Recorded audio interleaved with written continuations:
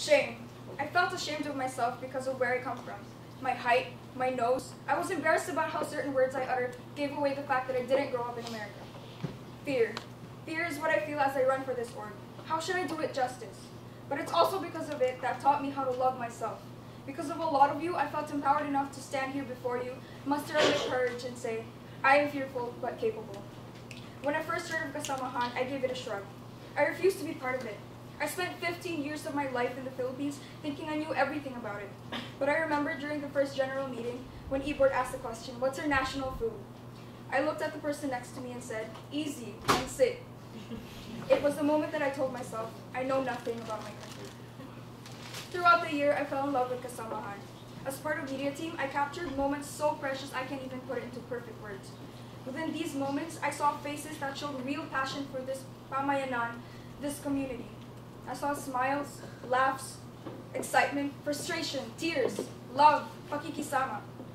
As I hold the camera in friendship games, GBM Jam, Parole Stroll, or Simbang Gabi, I started to recognize that the convergence of all these emotions becomes such a beautiful chaos.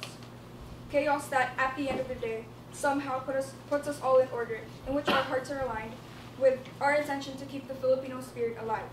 I started to realize that these emotions that had come from the fear that we all had within us, as we constantly attempt to define what it truly means to be Filipino.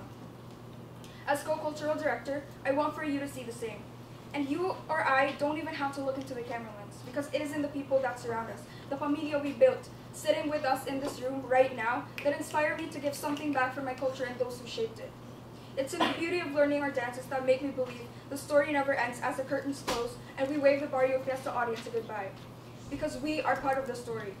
It's in the struggle of how to catch a tausug fan, or spilling binasuan water, or playing banduria, or tripping over tiniquing sticks that we learn to look past the fact that some of us cannot speak Tagalog, that some of us have skin tones lighter than others, or that many of us haven't even been to the Philippines. In the struggle of putting on a bahag, or malam, we learn to look at ourselves in the mirror and say, I have yet to learn what it means to be Filipino, but I am proud to be one.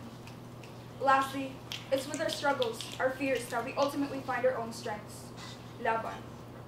I want you to see fear as a compass for embodying our culture, and I want to bring you closer to each other while you cultivate your passion for it.